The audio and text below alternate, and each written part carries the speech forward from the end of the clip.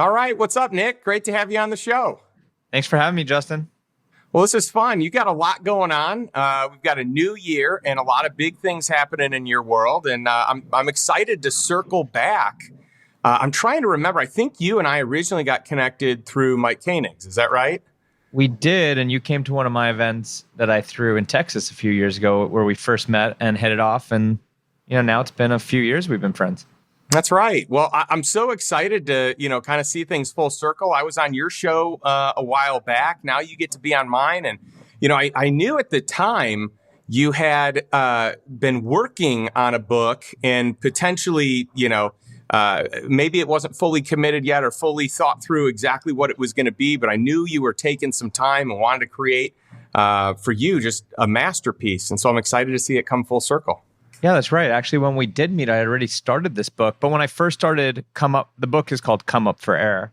When I first started it, we were thinking to self-publish. And as you know, writing a book, it's like a full-time job. So like running my company Leverage and then also writing a book amongst other things, it took way longer than I thought it would take. And throughout the process of writing the book, people started saying, hey, this book actually, this needs to be my first book was self-published, and honestly, self-publishing is really the go-to move in a lot of cases. I got lucky and got a really good offer with HarperCollins. So halfway through the process, we pivoted and went through traditional publisher, and that took a whole lot of time. But it's coming out finally in February after 4 years, kind of part-time working on it. We finally got that masterpiece, so super excited. Oh, it's awesome.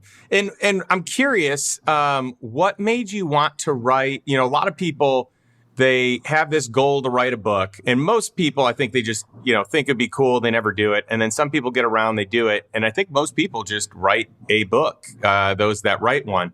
But this is your second book. Why did you want to do another one? Well, ultimately, what I want to be known for is saving the world millions and millions of hours of just pure waste. And I've seen this in my own company, and then I've seen it in the thousands of companies that at Leverage we've trained and consulted. There's just such gross inefficiencies and waste. And I'm not trying to get people to stop doing stuff that they like doing or that are good uses of their time, but searching for a file that's disorganized or not being able to find some SOP that they need, or having to ask 16 different people, what's the status of this? No one enjoys that. It's pure waste. I want to clean that up, and I want to teach people and make a dent in the world in terms of how work gets done. And I thought one of the best ways I could do that is get my message and get my framework out to as many people as possible. Also, this is helpful for my team. Anyone that I hire, I just hand them a book. Read this before you get started. This is the employee manual in terms of how you're gonna collaborate with everyone. So, it helps me to achieve kind of my mission, and it helps me more efficiently work with current and future team members. It helps my clients, and honestly, I think when I was in undergrad, I used to teach undergrad math classes, all the undergrad math classes, and I think when you teach something, it forces you to really be a master at it. So I also did it to make sure to really force myself to really even get better than I was before at efficiency. Well, I love that you're all about efficiency. And I really want to dig into this topic today because, I think for your type A personalities, for your overachievers, for, entrepreneurs, business professionals, I think that we're all trying to figure out how to get the most done that we can in the amount of time that we're given. I think most people use brute force more than they do systems and protocols. And so I think it'll be fun to kind of tackle this. But before we get into that, I'm just curious, how did you even get into a space where you created a business around efficiency? What were the early years of Nick Sonnenberg? That's a great question. So the early years, and you'll appreciate this because you're a finance guy. My background is in financial engineering. I have a master's in financial engineering, and I was a high frequency trader on Wall Street for 8 years. So I was building algorithms and coding computers to trade stocks at microsecond speeds, trying to capture fractions of a penny of, this mathematical, theoretical discrepancy in prices, right? So that kind of trained me to be looking at very, very, very tiny, short periods of time and trying to capture fractions of a penny, but I would be trading, billions and billions of dollars. So it was all automated. And in that job, I really understood and appreciated the value of time, right? Literally a microsecond could be the difference of millions of dollars, right? So you have to celebrate those small wins, trying to, hey, I just figured out this thing. We're going to save a microsecond on doing it this way, right? So I was always passionate about that. Even before that, in college, and in kind of the intro, I talk about this. I mapped out kind of what I needed to take in the most efficient path in terms of like knocking out all the general education requirements, taking classes on only Tuesdays and Thursdays. So I was able to take 4-day weekends, party really hard, and graduate in 3 years with honors. Not necessarily because I was the best person at school, but like I really tried being efficient with how I approached it. So I've always been obsessed with time, obsessed with efficiency. And so when I left high frequency trading, I got into the startup space ultimately on productivity and saving time. My first company was an app in the productivity space.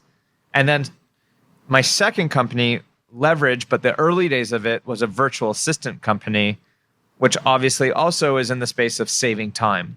So it's always about saving time. I really just fundamentally hate people spending time on things that they shouldn't. Your time is worth $100 an hour. You're doing stuff you hate that you could outsource for $5 or $10 an hour.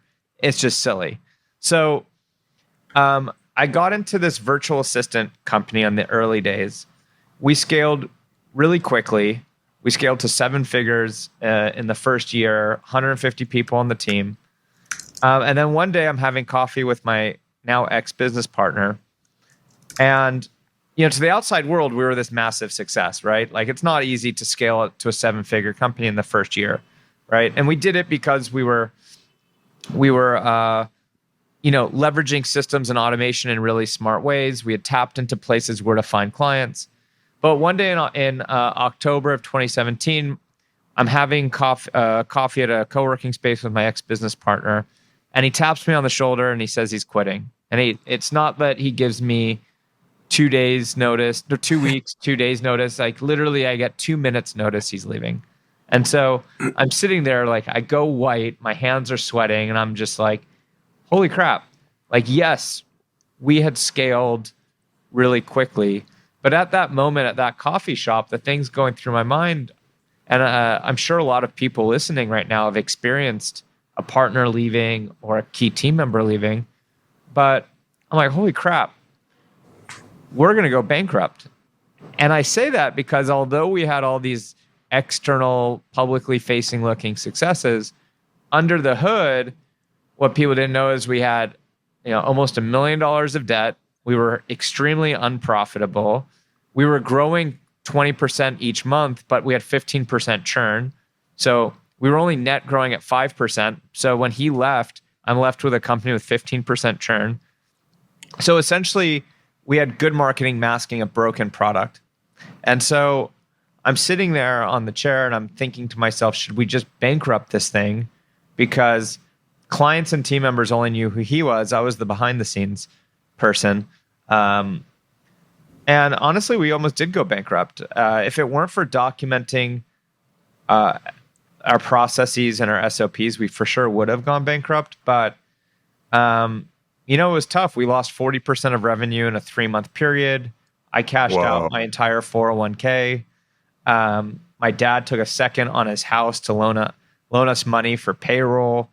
Bank accounts frozen, rumors spreading we're going bankrupt, team members quitting, clients quitting. I mean, it was tough, right? And like other people, I'm sure people listening right now have their own kind of hero's journey and horror stories and war, scar wounds. But I saw a path to cleaning it up. I knew where we were messing up in terms of how we worked together, what we were doing wrong. And, we made the classic mistake a lot of people make, which is when you're out of bandwidth, you hire more people, and there's kind of three ways you can increase your bandwidth. You can hire more people, which is ultimately the worst way. You have to invest time, energy, and money to recruit, to train, to onboard, to pay a salary. Odds of them working out in a year is fairly slim, less than 50%. And then every person you add to your team is exponential complexity. The other way to gain bandwidth is you have people work harder and longer hours. You just say, well, your plate's full, get a bigger plate. And then the third way, and people don't like that you cause burnout, culture problems, not the best way. The other way is you just get people more efficient, right? So how do you simplify things? How do you get people not going on that scavenger hunt? And so most people told me I should have bankrupted the company. I did see a path to turning it around. And ultimately we were able to. I started seeing patterns in how we operated that were really inefficient. And, you can't do it overnight. It took a while to kind of fully fix ultimately the foundation. But ultimately, we were able to turn it around. We're now a fraction of the team size. We're under 30 people versus 150, doing way more revenue, profitable, et cetera. And it's really in large part due to this operational efficiency framework that it forced me to figure out along the way. Now, we were originally a virtual assistant company, but through figuring out this process, people started reaching out to me, asking me personally to consult them on their operations. And ultimately, I was mostly passionate about how do you run the most efficient company possible? What's the future of work? What's the new way of working? There's all these tools out there. No one's ever been taught when and how to best use them. How do you create that well-oiled machine? Whether you're selling lemonade, you're a financial advisor, or we've worked with poop sprays and condoms companies and Fortune 10 tech companies. How do you do that? And what we found is people started reaching out, and I started seeing patterns, the same things, Justin, that helped us turn things around and be more efficient. We're helping those 7-figure financial advisors just as much as it was helping Fortune 10 tech companies. So it didn't matter the industry. It didn't matter the team size. I found this, I'm a patterns person coming from a financial engineering background. I find patterns, and I saw, hey, there are these 3 buckets that everyone is struggling with that they need to really solve in order to be efficient as a team and as an organization. And so those 3 buckets, it just became more and more prevalent. So over time, I started realizing, hey, the real opportunity here is we start teaching this stuff to people, how we operate. That's where the real market is and where we can make a big impact. There's tools out there like Slack and Asana and Coda and Guru and Confluence and, a bunch of them. No one's ever been taught when and how to use them. When people get onboarded into companies, you're given an employee handbook of core values and the vision and health insurance, but you're not told, hey, at company ABC, this is how we work. This is how we collaborate. And before you get too busy and you're underwater, read this so that you know how we operate as a team so we maximize efficiency. And so that's the purpose of this book. My framework is called CPR. It stands for communicate, plan, and resource. Those are the 3 buckets I found everyone needs to think about. Every company on the face of this planet needs to communicate with team members internally, with clients and vendors externally. You need to plan. You've got tasks and projects. Work needs to get done. And then you've got your resources, which I call your SOPs, your processes, that internal knowledge that you want to capture. And so my framework is CPR. And, funny enough, my book is called Come Up for Air, subtitle, How Your Team Can Leverage Systems and Tools to Stop Drowning in Work.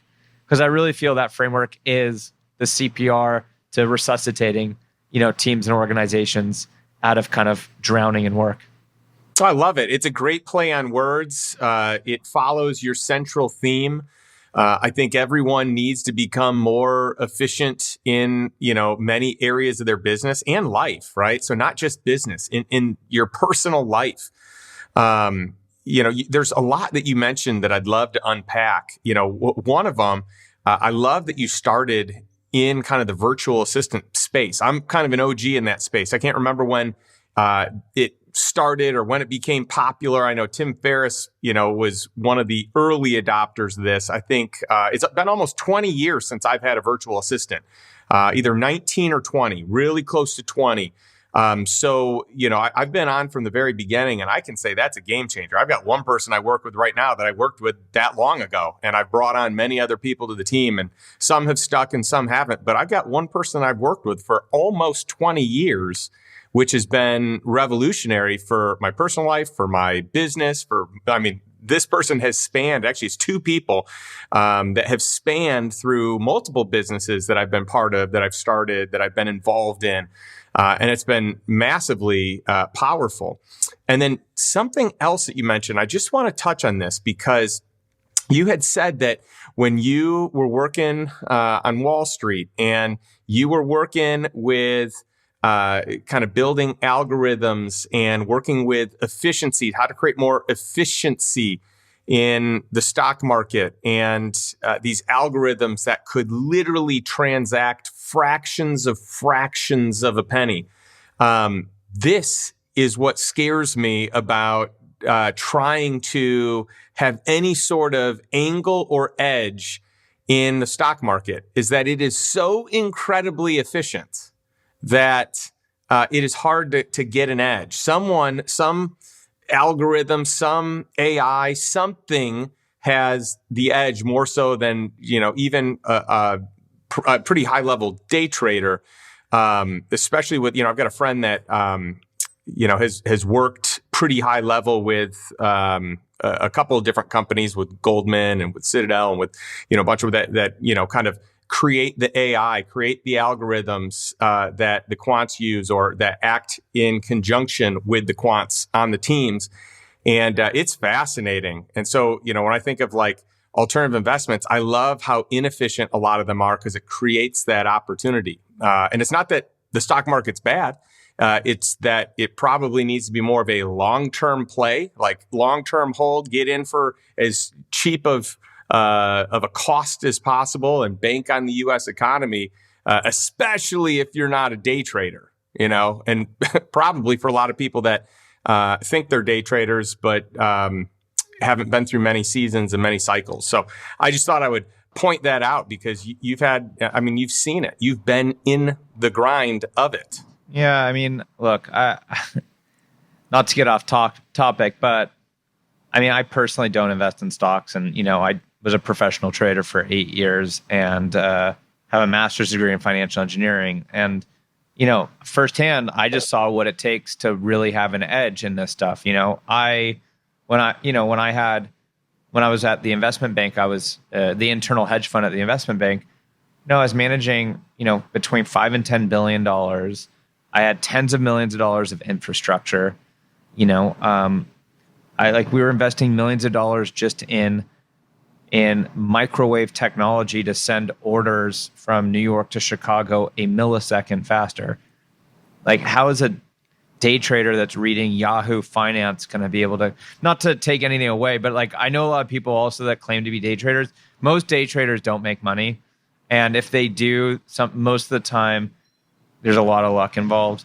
I think that there are reasons and justifications for investing in stocks for diversification purposes and maybe hedging purposes and other things.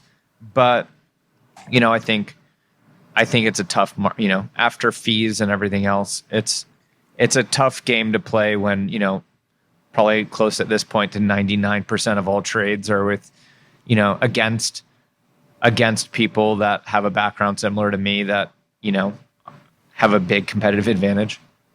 Yeah, and the competitive advantage is that they have their own systems, protocol, algorithms, artificial intelligence that is on autopilot.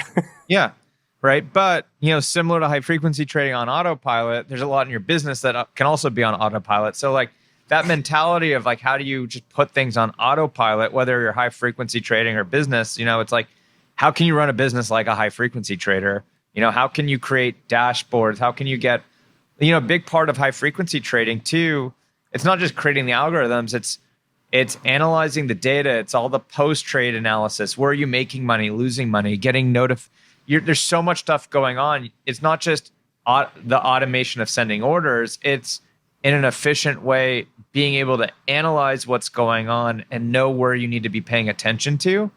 And I think that you need that in business too. You need to be able to create a command center for yourself so that you can, as quickly as possible, get the answers that you're looking for, right? And as few clicks as possible without having to ask people, how can a bot tell you exactly at the right moment what you need to know, right?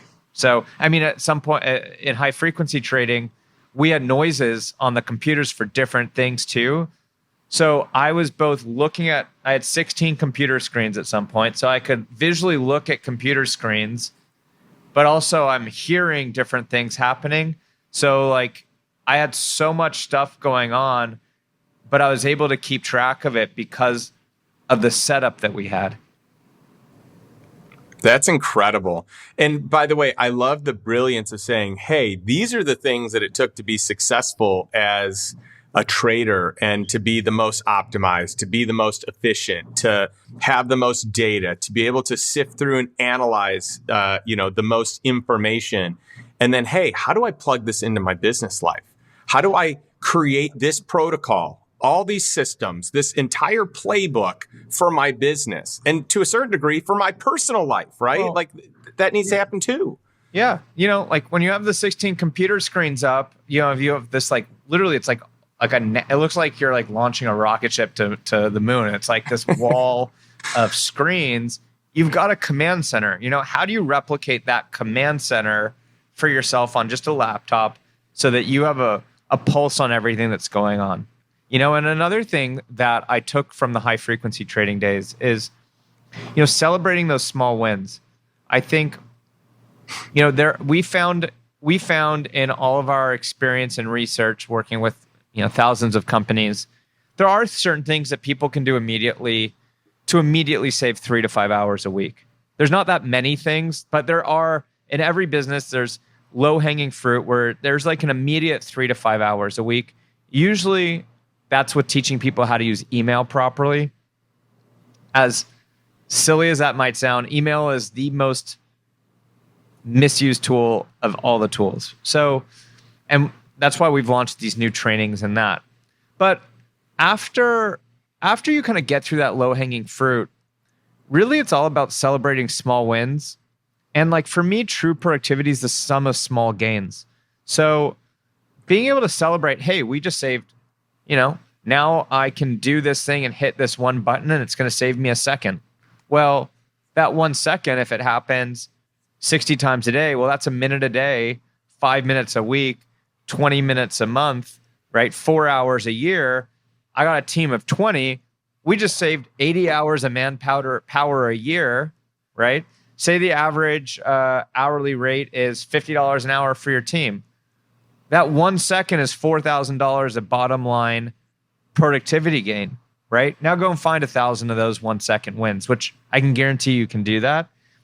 Because people aren't trained to look that micro. So, that was another one of the big benefits of coming out of being a high frequency trader and kind of applying that lens to everything that we're doing at Leverage on operational efficiency and all the content ultimately in my new book. Well, let's dive into this more because this is super relevant to my audience, people that want to optimize, people that want to become more efficient. And so let's just talk about the low-hanging fruit here of email. And I mean, I think email in many regards is quite a nuisance, and I know that there are ways to create more efficiencies with it. I'd love to hear some of your thoughts around this. Yeah, well, it starts with any tool. First starts with when should you even use the tool, right? Because most people misuse email and they use it in the wrong cases to even use it. So yes, there's bells and whistles and tips and tricks and plugins and settings and, things like that we teach. The very, very, very first thing, though, is email is just an external to-do list that other people can add to. It should be used primarily with external communication. You've got separate tools for internal communication like Slack and Microsoft Teams. Now, that might make people, kind of have this sense of like, oh my God, I hate Slack, I hate Microsoft Teams because they rolled it out wrong. Most of the time when people have a visceral reaction to a tool that I mentioned, it's most likely because it just wasn't rolled out properly. They weren't properly trained on when to use it, how to use it. And yes, if you don't roll any tool out right, it could very easily hurt your team's productivity. So it's not just about, we got the right tool. It's making sure that you're using it properly. So that's what email's for. You got internal communication tools. You've got project management tools that you need. The example I use with that is like, imagine you were going to go camping in the forest with your team. You need walkie-talkies to communicate with each other, but you also need a map to navigate out of the forest.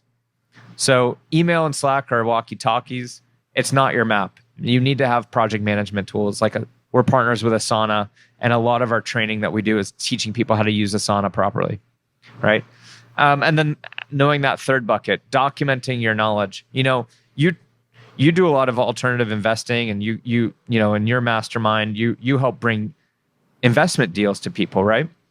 And the valuation of companies goes up quite substantially when they have documented processes and SOPs, right? How much more valuable is it when a company's trying to sell and literally you just hand over a manual, here's everything you need to know. Absolutely everything's documented.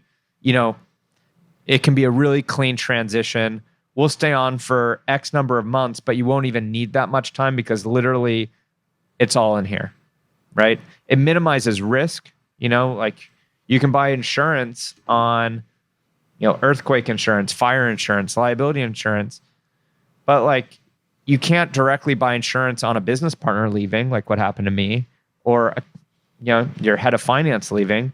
Well, you kind of can if you properly document all of their knowledge. Then you've minimized risk and essentially bought an insurance policy against them picking up and leaving with everything in their head.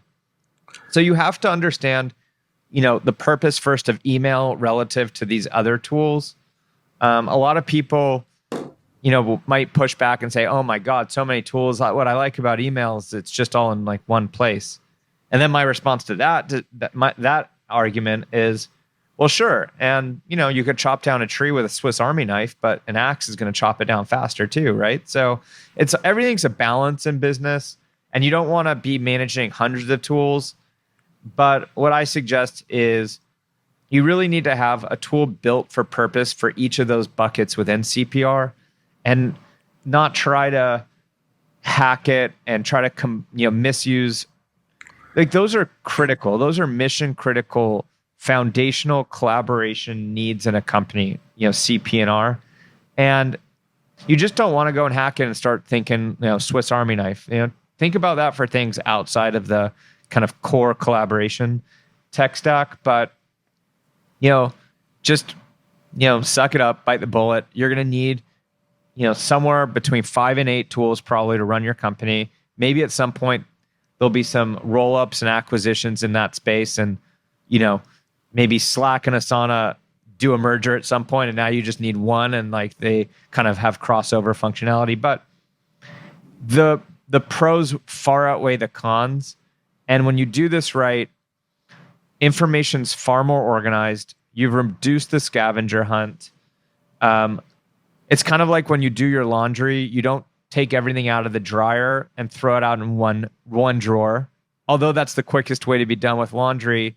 You put your socks in one drawer, your underwear in a drawer, your shirts in a drawer. And you don't do that because that's the fastest way to get information around. You do it because it's the fastest way to retrieve what you're looking for. So a foundational principle of the book is shifting the mindset of teams to optimize for speed of retrieval of information versus speed of transfer of information, which means in a lot of cases you take pause, and everyone on your team takes an extra few seconds to put things where it belongs so that it's easier for the next person to find what they're looking for. So I love that. I love your analogies. And I just think that the overall theme of what you're discussing, what your business does, what each of your books does, is you help people transition from a personality-driven business, because there are kind of two different, buckets where businesses reside. You've got your personality-driven, and then you've got your systems-driven businesses. And you hit the nail on the head when you alluded to, and I'd like to just kind of, fully walk through this. Your business becomes more valuable the more systematized it is. The more it is a protocol-driven, system-based business that someone else can purchase and adopt those systems, and it doesn't run because of a key person or a face or a personality. Your business is worth more because it's easier for someone to acquire and to integrate and to run, right? And there are different reasons why people buy different businesses. Sometimes it's a strategic, sometimes it's trying to get into a new space, sometimes it's just a great partnership bridge with another business, right? But yeah, it is really important to recognize that if you can build a framework of systems, and by the way, let's say you don't want to sell your business. Let's say that at this point, you don't think you're going to. I would still make the argument that you want to build your business to be a system-based business, even if you don't think you're going to sell it, because that's the most optimized existence of that business. It makes it more valuable, right? Totally. I mean, whether you want to sell it or not, exactly what you said, having documented processes and SOPs increases value. Having more profit increases value. Well, if you're more efficient, you can be more profitable because you don't need to hire more people. So it increases your profit, and it increases, so that increases valuation, and the documentation increases valuation. I mean, put on your buying hat for a second. Would you want to buy a company where it's valued at whatever, but all of the sales, all of the value is driven from one or two key people? What happens if they get sick? What happens if you acquire the company and they don't like working for you and they quit after a few months? No matter what you do, you have to think about your vulnerabilities and your risks. And as a high frequency trader, we talk a lot about risk. And as businesses have a lot of risks that they don't even realize. You have single point of failure people risk. You have risk that your marketing channel might change. If you're relying on Facebook ads and they change their algorithm, that's a risk. You might have risk that all of your payments are coming through one payment processor and they cut you off. That's a risk. There's hundreds and hundreds of risks in companies, and the more you can minimize risk, the easier time you're going to have running the business. And if one day you want to scale, the less risks you have, the higher the valuation you're going to have as well. And also, this is a means of simplification too. So I think the more simplified you can make your business, just the better it is, the easier it is to scale. And so to all my friends who are out here, because I got a lot of friends that are like, well, I would never sell my business, or my business is a passion project, or I love working the hours that I'm working. The other thing, you talked about like how markets change and marketing changes and algorithms change and all this. People change. So today you may be happy with the way that it is, but in 5 years you may not be. You may want to have the system so that someone else can move in and can run it. Or you may want to be able to raise money. Maybe you don't ever sell it, but you bring in a private equity partner for like 5 or 10% of your business, or maybe more. Where you still own it, you still maintain control, but you get a higher valuation, and you're more apt to have the competition of people that come in to put money into it because it's system driven. Look, at the end of the day, even if you don't want to sell, to your point, if you're more efficient, you'll be more profitable. Everyone wants more profitability. Everyone wants more time. You could reinvest that time.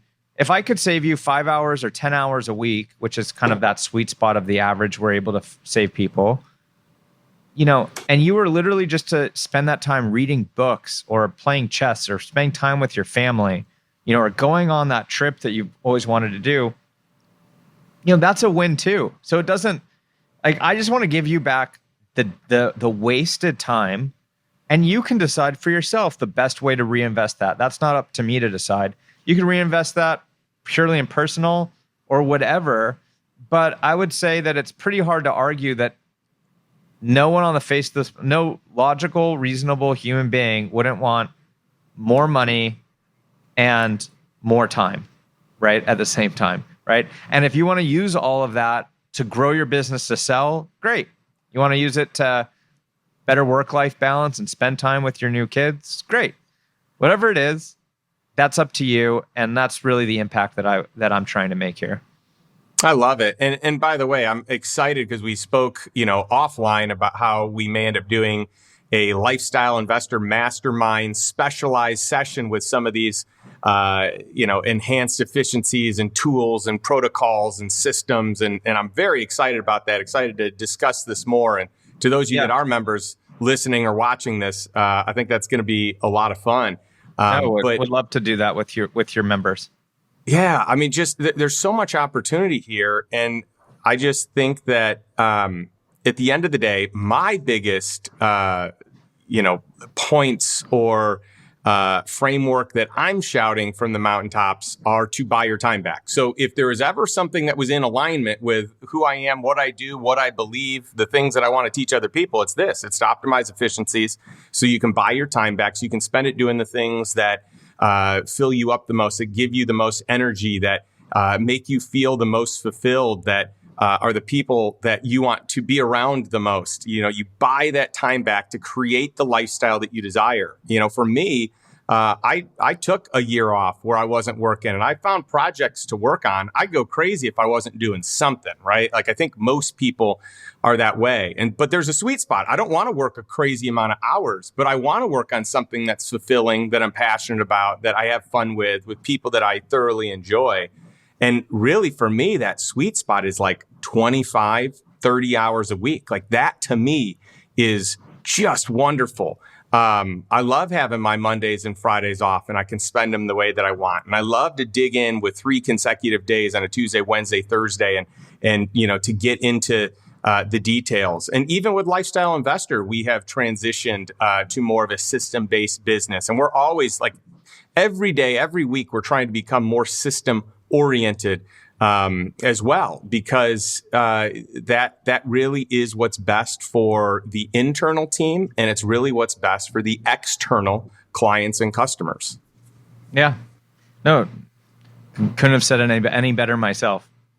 I love it. Well, Nick, where can we find out more about you, more about Get Levered, get your book? Like, tell us about where we can dive in more and learn more about your projects, your protocols, just all the cool work that you're doing. Well, so we have a website, comeupforair.com. That's where people can find out more information. We have the book, again, is coming out February 7th. And on the website, we've got a bunch of bonus material that's mentioned throughout the book. So that's just totally free. Go and check it out. We've also created a special deal for people listening to this podcast and within your community. Comeupforair.com/Justin. And we've got some special packages, which include, book and some of the products and services that we offer. So go and check that out. And then on getleverage.com, that's where we do all the training and consulting. So you could go and check that out and inquire. But, just the book alone, the book is really meant to serve as that employee manual that you never got. So do yourself and your team a favor and get everyone on your team a copy of the book so people can start off super aligned on how to work together. Because once you hire someone and they start getting busy, it's really hard to backtrack and teach them how to use some of these tools right. So get people set up on the right foot, and it's going to pay dividends in the long term. And yeah, on the training side of things, on getleverage.com, we've found that things like teaching people how to use Inbox Zero with Gmail and Outlook, or how to use Asana properly. We've got a lot of group trainings as well as some private consulting offers that you can check out there if you want, a little bit more help along the way. I love it. Nick, this is great. Thanks so much for spending the time with us and just sharing your words of wisdom, sharing your expertise. I mean, the thing that you have built a career around that you've been working on for, years and years and years, decades. So we appreciate that. We appreciate your knowledge. And then I love to end every episode by asking our listeners one simple question, which is this: what's the one step that you can take today to move towards financial freedom in the life that you truly desire? A life that's on your terms, not a life by default, like most people find themselves in, but a life by design. Thanks, and we'll catch you next week.